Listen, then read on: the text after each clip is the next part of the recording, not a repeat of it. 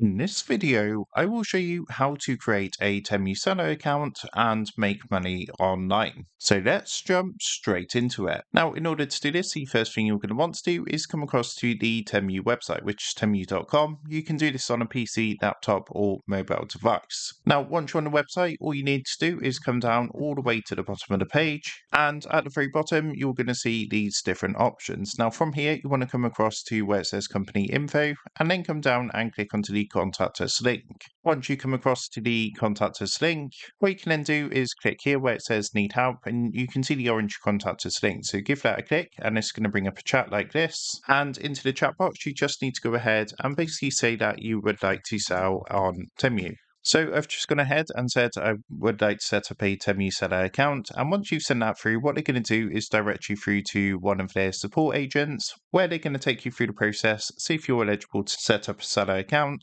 and then of course help you to get your account set up. Now, as you can see in this case, the process at the moment says that you need to directly email them at this email address, which is seller@temu.com. So if there's no one available, what you can do is send an email across to seller@temu.com, and someone from Temu is going to speak to you and see if you would be eligible to have a Temu seller account.